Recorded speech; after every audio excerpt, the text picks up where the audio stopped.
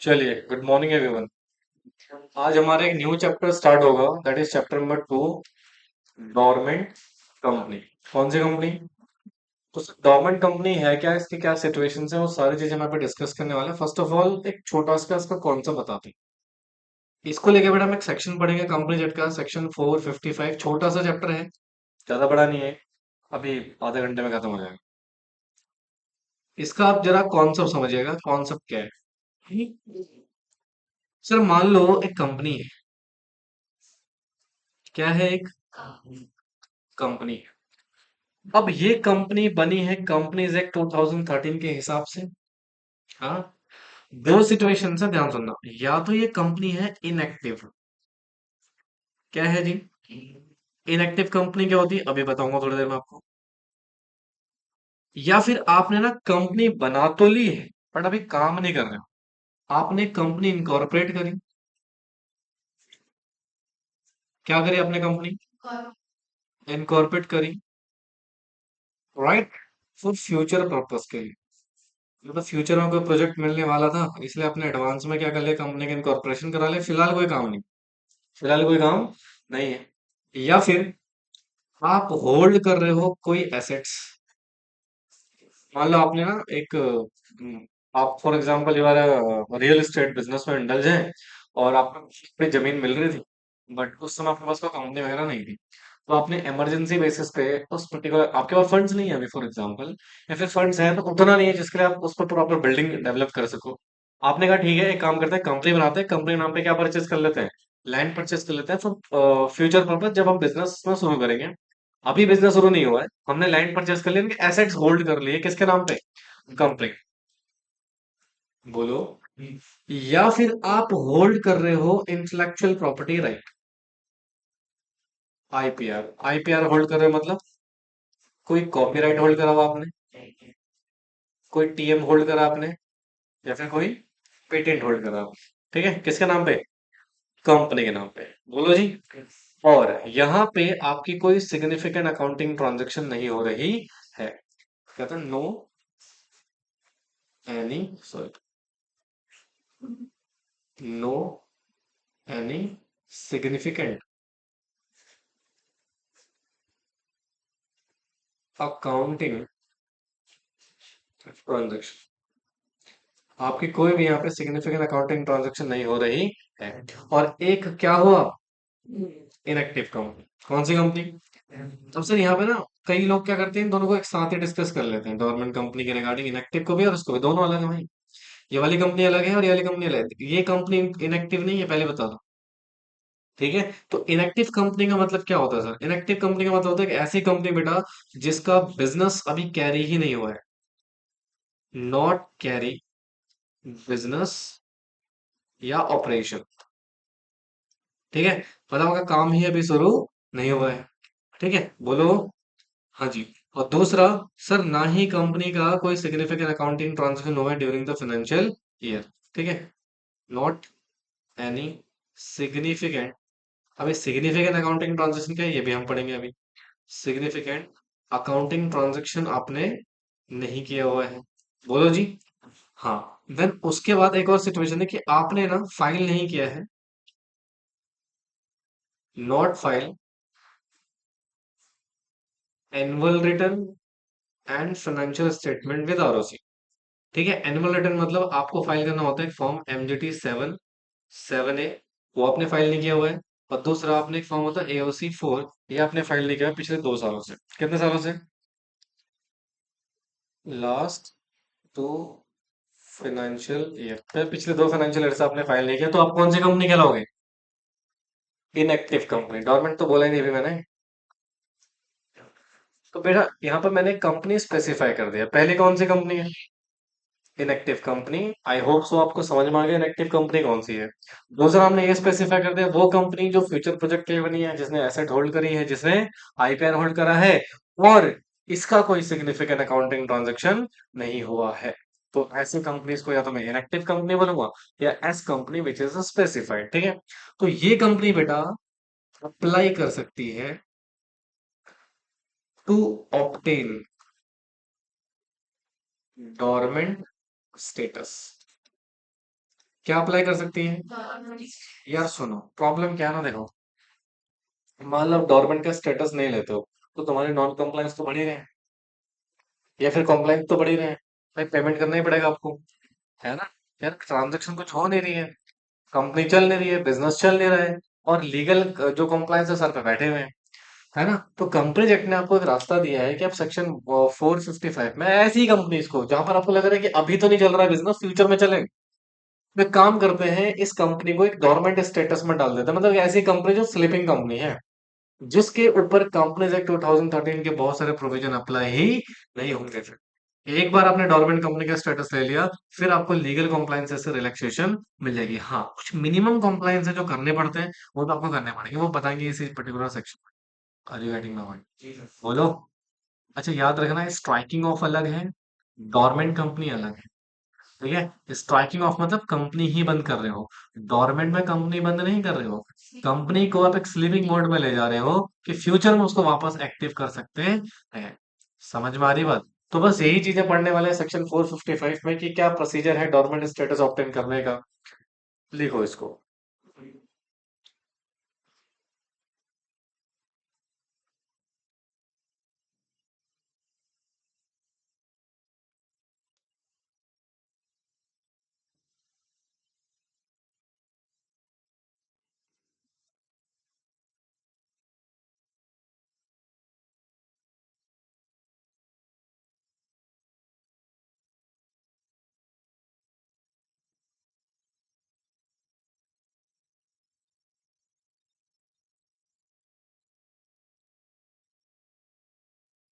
के नोट्स तो नहीं होंगे?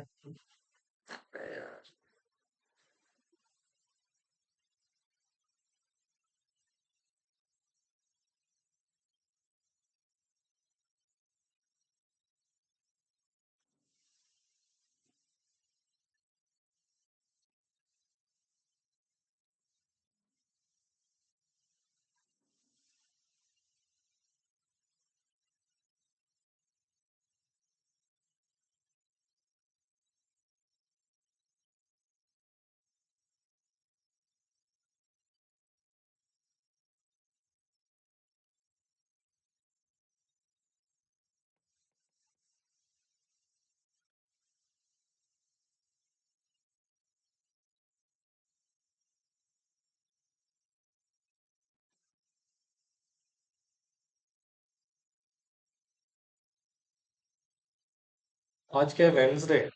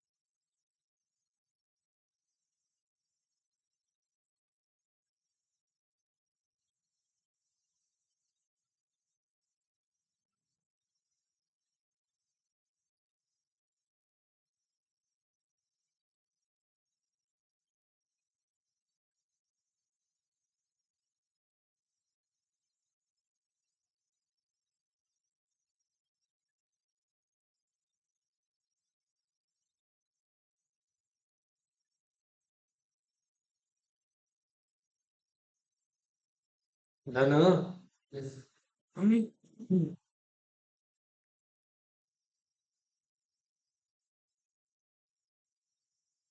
तो ये याद रखना, कौन कौन सी कंपनी डोरमेंट स्टेटस ऑब्टेन कर सकती है। एक इनएक्टिव कंपनी है बेटा, और दूसरी वो कंपनी है जिसने तीन काम करे हो। पहला, किसी फ्यूचर प्रोजेक्ट की बनी है, या फिर एसेट्स होल्ड कर रही है, या फिर आईपीआर होल्ड कर रही है, और उसके कोई सिग्निफिकेंट अकाउंटिंग ट्रांजेक्शन भी।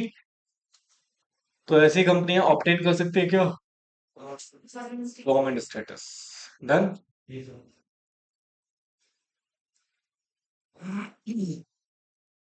देखो देखो, कह रहा सर, एक dormant company means a company which is क्या, इनएक्टिव, या फिर in inoperative, not carrying out any business activity, has applied to ROC to change its status of register of companies maintained by the register, मतलब जो register maintain कर रहा है,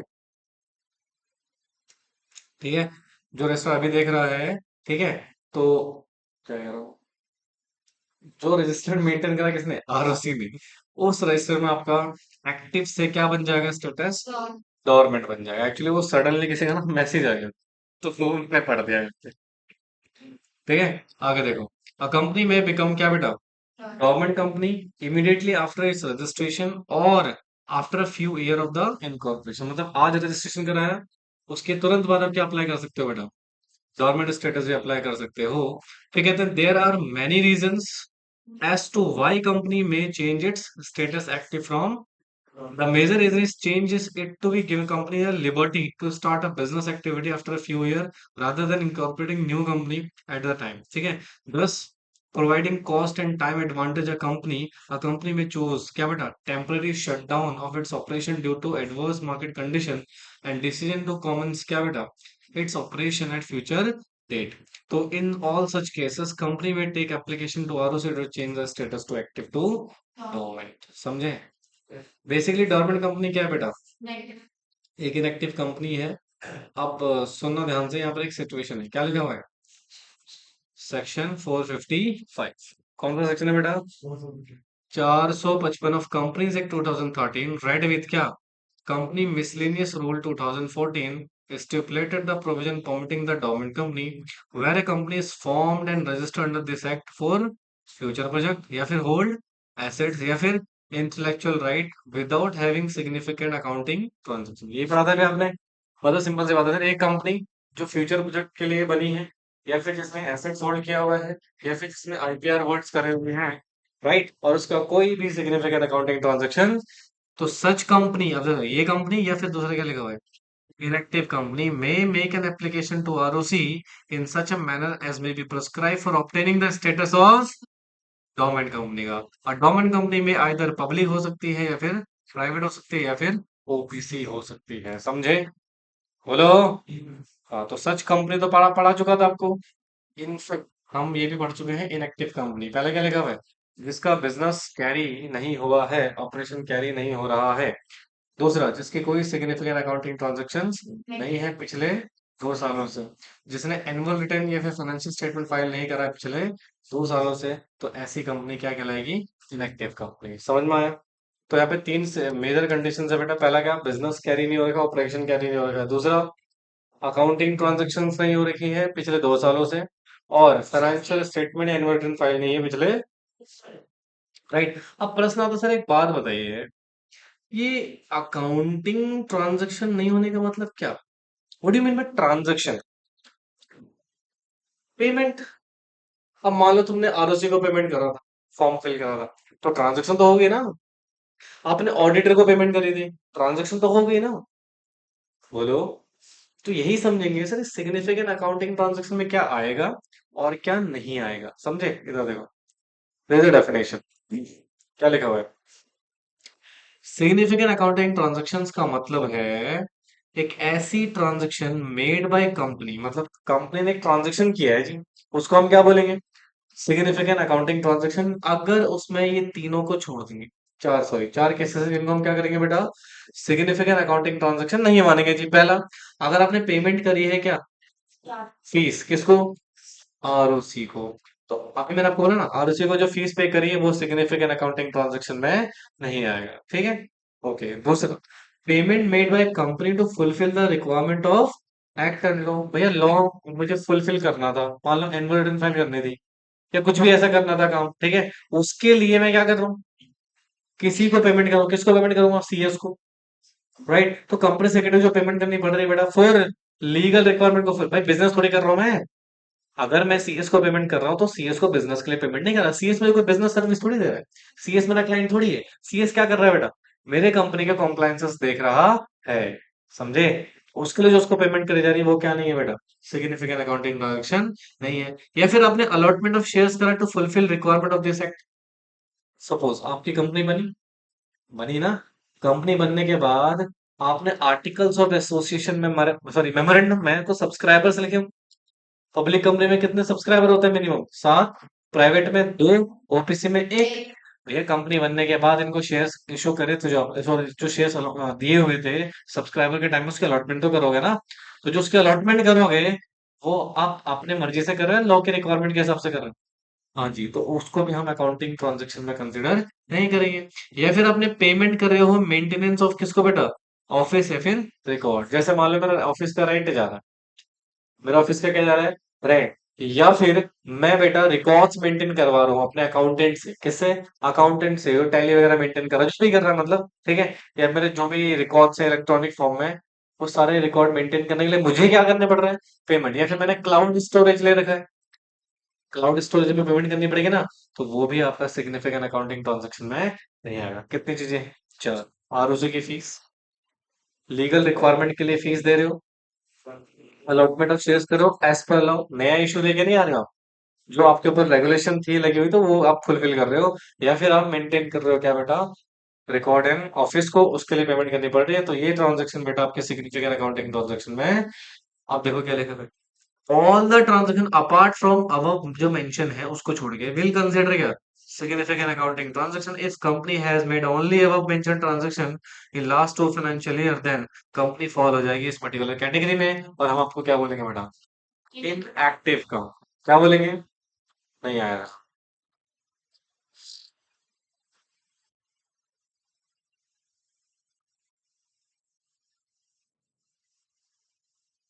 such company समझ आया? इनएक्टिव कंपनी समझ आया? अच्छा जी। अब देखो क्या कह रहा है जी। भाई तुमने एप्लीकेशन दे दिया आरओसी को। किस चीज का एप्लीकेशन? Government status. इनएक्टिव। अब आरओसी कंसीडर करेगा एप्लीकेशन शेल अलाउ द क्या? गवर्नमेंट स्टेटस प्रोवाइड कर देगा टू एप्लीकेंट। किसको बेटा? और इशू कर देगा certificate allowing the status of government company. तो applicant and the registrar shall also maintain the registered of government. अब दो कंपनी के रजिस्टर मेंटेन करने पड़ेंगे आपको, एक एक्टिव स्टेटस वाले और एक गवर्नमेंट स्टेटस वाले कंपनी का। हम जो बोलो बच्चों। अच्छा, government company shall minimum number of 3 directors in case of public company होने चाहिए, 2 director in case of private company होनी चाहिए, 1 director in case of OPC होना चाहिए। Further it shall file required document and pay annual fees as may be prescribed by registrar to remain dormant company in the register। मतलब आपको annually fees पे करनी पड़ेगी। क्या पे करनी पड़ेगी?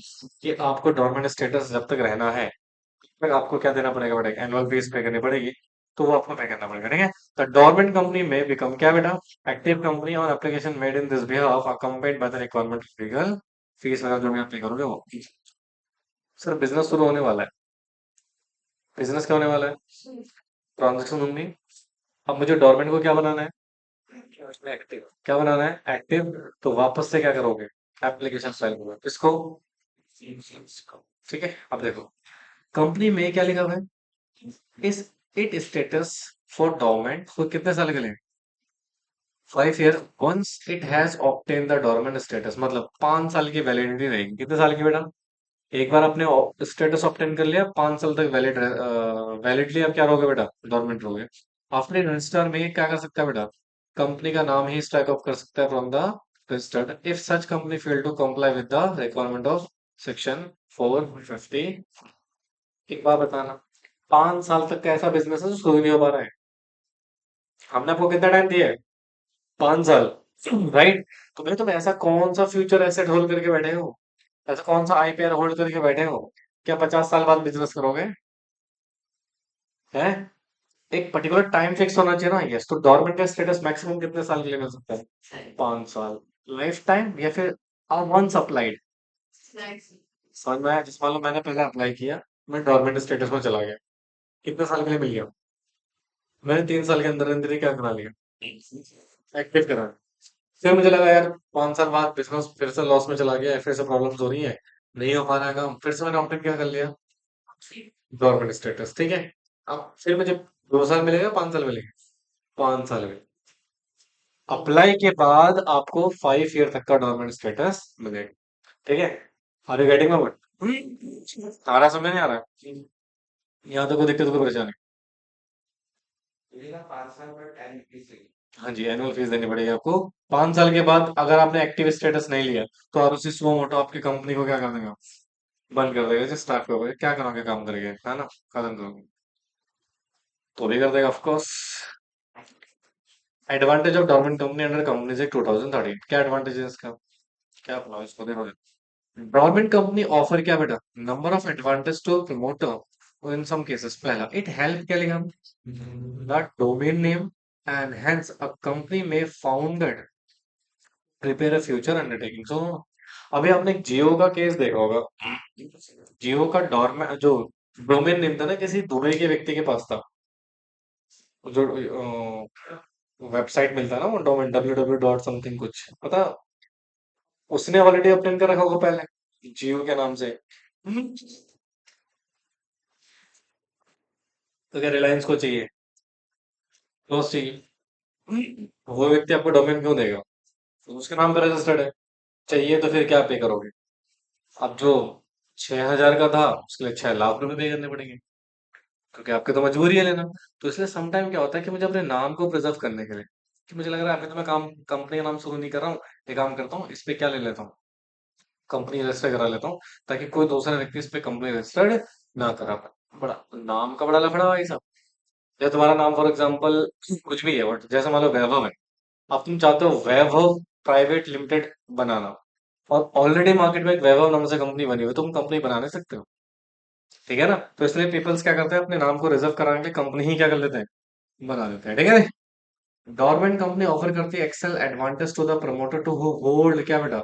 वही एसेट होल्ड कर रहे हो, आईपीआर होल्ड कर रहे हो, एक्सेट्रा एक्सेट्रा, ट्रेडमार्क होल्ड कर रहे हो, बता चुका ऑलरेडी। यानी पढ़ा भी करो, इसको रीड करो। ठीक है। क्या करोगे इसको? हाँ, ये इंपॉर्टेंट है जी। क्या लिखा हुआ है? Compliances for government company. अब जो गवर्नमेंट कंपनी है उसके लिए कुछ कंप्लायंसेस उसको करनी पड़ती हैं। क्या कंप्लायंस भाई, मुझे क्या होता है? सेक्शन 3 याद है आपको? सेक्शन 3 क्या बोलता है? मिनिमम पर्सन तो होने ही चाहिए। हाँ, वो मेंटेन करना पड़ेगा। ऐसा नहीं है दोनों डायरेक्टर को रिजाइन करा के बैठ चुके हो।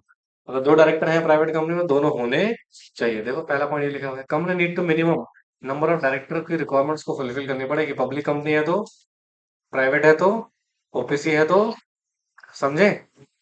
ओके। दूसरा, कंपनी शैल कंटिन्यू फाइल क्या बेटा? रिटर्न ऑफ अलॉटमेंट और change in directors whenever company allot any security to any person. और अगर कोई चेंज हो रहा है डायरेक्टर में तो आपको करना पड़ेगा। जैसे अगर डायरेक्टर चेंज हो रहे हैं तो कौन सा फॉर्म फाइल होता है? DIR 12। कौन सा? अच्छा, रिटर्न ऑफ रिटर्न किस में जाती है? अलॉटमेंट की PS3 में। याद नहीं, कुछ याद नहीं लल्ले। अगला, government company required hold at least क्या बेटा? एक मीटिंग डायरेक्टर्स की करनी पड़ेगी बेटा एवरी हाफ ईयरली। ठीक है। और दो मीटिंग के बीच में कम से कम गैप कितना होना चाहिए? 90 डेज का। ठीक है, यानी कि गवर्नमेंट कंपनी को 6 महीने में एक बार मीटिंग करनी पड़ेगी बोर्ड की। ठीक है ना? Maximum tenure for company can remain dormant कितना? 5 साल के लिए। If company remain dormant for more than 5 year, obvious सी बात है आरओसी फिर आपका नाम को क्या कर सकता है? स्ट्राइक ऑफ कर सकता है। तो 5 साल तक ही आप डोरमेंट रह सकते हो। अच्छा, आपको ना डोरमेंट का एक रिटर्न फाइल करना पड़ेगा। क्या फाइल करना पड़ेगा? तो कहते हैं डोरमेंट कंपनी को एक एनुअल रिटर्न फॉर्म फाइल करना पड़ता है MSC 3 में annually, inter alia indicating financial position duly audited by chartered accountant. मतलब एक तरीके से इसमें आप बताओगे जो भी आप ट्रांजेक्शन कर रहे हो उसको ऑडिट करोगे। क्या करोगे? ऑडिट किससे? सीए से। कौन से फॉर्म में? MSC 3 में। और MSC 3 को फाइल किस करोगे? आरओसी को। समझ में आया? No need to enclose cash flow statement. Annual account बनाने की आपको जरूरत नहीं है। मतलब एनुअल अकाउंट बनाओगे, जो बेसिक ट्रांजैक्शन का अकाउंट बन रहा है वो, उसमें आपको कैश फ्लो स्टेटमेंट को अटैच करने की जरूरत नहीं है। ठीक है। और provision of act rotational of auditor not applicable in this case. अभी अभी पढ़ा नहीं तुम लोगों ने अकाउंट्स वाला, तो रोटेशन वाला आपको उतना क्लियर नहीं होगा। ठीक है। बोलो जी। अब ये प्रोसीजर दिया हुआ है जी। अभी तो आपने ऊपर पढ़ा कि ऑप्टेन करना है, प्रोसीजर क्या है? तो देखो सिंपल सी बात, ध्यान से देखना है बेटा। कंपनी कैन ऑप्टेन क्या बेटा? Status of domain company. कैसे? ये फिर आरओसी में डिक्लेयर कर सकता है कंपनी को क्या? यानी कि दो सिचुएशंस है, या तो आरओसी कर रहा है या तो कंपनी खुद फाइल कर रही है। तो कहते हैं sir, a company which meet the above criteria. क्या था अबव क्राइटेरिया? या तो आप इनएक्टिव कंपनी हो या सच कंपनी। क्या बेटा? तो आरओसी को आप क्या ऑब्टेन करोगे? कौन सा फॉर्म फाइल करोगे? MSc one. आपने दो फॉर्म पढ़ लिया यहाँ पे, एमएससी वन और एमएससी थ्री, है ना? एमएससी वन में एप्लीकेशन फाइल करोगे, जो भी फीस वगैरह होगी वो आपको पे करनी पड़ेगी आरओसी को। ठीक है, ये हो गया पहला सो मोटो वाला। दूसरा dormant by, in case of company has not filed क्या बेटा, फाइनेंशियल स्टेटमेंट या फिर एनुअल रिटर्न पिछले 2 साल से, consequently ROC shall issue notice to company and enter the name of company in registered maintain by dormant. ठीक है, मतलब आरओसी खुद भी कर सकता है और आप भी कर सकते हो, आपकी मर्जी। Hence it is not always company which apply क्या बेटा for status of dormant, even ROC empower है सो मोटो कि वो आपका स्टेटस चेंज कर सकता है। ठीक है। अच्छा, रजिस्ट्रार इंटीमेट करेगा प्रोसेस ऑफ क्या बेटा, सॉरी इनिशिएट करेगा process of start striking of name of the company if company remain क्या बेटा dormant for period of 5 year, मतलब लगा 5 साल से ज्यादा हो चुके हैं आपको, अभी भी आप डोरमेंट ही हो, तो आरओसी आपको क्या कर देगा, सो मोटो। मैक्सिमम पीरियड फॉर विच, और यार ये तो पढ़ चुके हैं ऑलरेडी, बार बार क्यों आ रहा है? Where company fail to comply with the requirement, तो आपका क्या हो जाएगा बेटा, स्ट्राइक हो जाएगा। क्या हो जाएगा? स्ट्राइक हो जाएगा। ठीक है। प्री रिक्विजिनेस ऑब्टेनिंग द सर्टिफिकेट, अभी प्री रिक्विजिनेस क्या है बेटा, इसका मतलब क्या होता है? कौन सी कंपनियां हैं जिनको डोरमेंट स्टेटस नहीं मिलेगा, या जिनको मिलेगा, तो क्या क्या रिक्वायरमेंट आपको फुलफिल करनी है? मैं क्या कह रहा हूँ, समझ आ रहा है? आप मान लो अप्लाई करो डोरमेंट कंपनी का स्टेटस, ये आपकी प्री रिक्विजिनेस्ट है। क्या है? मतलब ये एक तरह से रिक्वायरमेंट्स है। क्या बेटा? रिक्वायरमेंट्स है जो आपको फुलफिल करना पड़ेगा। तो देखो क्या लिखा हुआ है, रूल 3 बताता है ROC shall not grant status of dormant अगर आपकी कंपनी में क्या चल रहा है, इंस्पेक्शन, इंक्वायरी, इन्वेस्टिगेशन चल रहा है, तो भैया आपका ऑब्वियस ही बात है ना, आपका इंस्पेक्शन चल रहा है और हम क्या करते हैं, डोरमेंट कर दें, तो भैया गड़बड़ हो जाएगी। या आपके अगेंस्ट कोई केस चल रहा है, प्रोसिक्यूशन, बोलो भैया। हाँ जी। या फिर आपने पब्लिक डिपॉजिट आउटस्टैंडिंग है आपके ऊपर, या फिर आपने डिफॉल्ट कर दिया पेमेंट ऑफ डिपॉजिट है उसके इंटरेस्ट को, ठीक है, तो भी भैया आप डोरमेंट स्टेटस ऑब्टेन नहीं कर सकते हो। या आपके ऊपर आउटस्टैंडिंग लोन्स है, चाहे वो सिक्योर हो चाहे वो अनसिक्योर्ड हो। In the case of company has outstanding unsecured loan, company may apply for dormant status after obtaining the क्या बेटा, कॉन्करेंस या approval of lender in required the disclosure in MSC. अच्छा सुनो, इसमें एक एक्सेप्शन आ गया। क्या है बेटा? जनरली क्या बोल रहा है, आउटस्टैंडिंग लोन है, चाहे वो चाहे वो सिक्योर्ड है, आप नहीं कर सकते हो। बट उसमें क्या बोल रहा है, अगर कंपनी ने आउटस्टैंडिंग लोन कौन से वाले, और लैंडर से क्या ले लिया है, अप्रूवल मतलब कंसेंट, नो ऑब्जेक्शन सर्टिफिकेट, तो उसको अटैच कर देना किसमें, एमएससी वन में, फिर क्या कर सकते हो साहब। बट अगर सिक्योर्ड वाले हैं तो फिर अलाउड नहीं है सब। देन इस कंपनी क्या लिखा हुआ है, outstanding unsecured loan, then company may apply, ये वही बात बोल रहा है, government company after obtaining NOC from the, अगर no NOC required attach in this form file to ROC. ठीक है, तो एनओसी को आप क्या करोगे, आरओसी को फाइल कर दोगे। इफ देर इज नो, क्या लिखा हुआ है, डिस्प्यूट इन मैनेजमेंट और ownership of the company, a certificate in this regard required to taken, मतलब अगर डिस्प्यूट नहीं चल रहा है तो उसका सर्टिफिकेट आप डिस्क्लोज करोगे किसमें, एमएससी वन में। अगर आउटस्टैंडिंग स्टैट्यूटरी टैक्सेस हैं, ड्यूज हैं, ड्यूटीज हैं पेबल टू सेंट्रल गवर्नमेंट, उस केस में भी आप गवर्नमेंट स्टेटस ऑब्टेन नहीं कर सकते हो। ठीक है। डिफॉल्ट कर रखा है पेमेंट ऑफ वर्कमैन ड्यूज, तो भी नहीं कर सकते हो। या फिर कंपनी जो क्या है बेटा, लिस्टेड है, वो भी डॉर्मेंट का स्टेटस अप्लाई नहीं कर सकती है। भाई लिस्टेड कंपनी का प्रोसीजर क्या होगा, पहले डीलिस्ट हो जाओ, उसके बाद कर सकते हो, उससे पहले नहीं। समझे? अब ये है प्रोसेस, क्या है, और ये हम क्या करते हैं, रीड करते हुए, हो नहीं करते हो, नहीं करते। क्या लिखा हुआ है, प्रोसीजर ऑब्टेन करने का क्या बेटा, फ्रॉम, अभी हमने क्या पढ़ा था, एक्टिव को डोरमेंट कर रहे हो या इनएक्टिव कंपनीज को डोरमेंट कर रहे हो। अब डोरमेंट को क्या कर रहे हो, कौन कौन से फॉर्म पढ़ चुके हैं, एमएससी वन और एमएससी थ्री। एमएससी वन क्या था, एमएससी थ्री क्या था, एनुअल अकाउंट की जो स्टेटमेंट ऑडिट करवाई गई है। अच्छा, ये क्या लिखा हुआ है, देखो, कहते हैं sir, let down the provision of this, क्या लिखा हुआ है, seeking the status of active company from the dormant company, एक एप्लीकेशन आपको फाइल करनी पड़ेगी किसमें, एमएससी फोर में, obtaining the status of active company from dormant company before end of 5 consecutive year for the date of becoming the dormant company, मतलब जिस दिन आप डोरमेंट कंपनी बने थे वहां से 5 साल के अंदर अंदर आपको ये फॉर्म फाइल करना पड़ेगा। भाई 5 साल के बाद कर सकते हो क्या, नहीं, क्योंकि आरओसी आपको क्या कर देगा, स्ट्राइक ऑफ भी कर देगा, तो फिर कहां से करोगे आप लोग, ठीक है। In this case the set application is not made before the 5 consecutive year, the name of ROC में रिमूव द रजिस्टर। मतलब अगर आपने 5 साल से पहले नहीं किया तो आरओसी आपका नाम क्या कर देगा, रिमूव कर देगा। अभी तो पढ़ा था आपने, हाँ, नहीं पढ़ा था।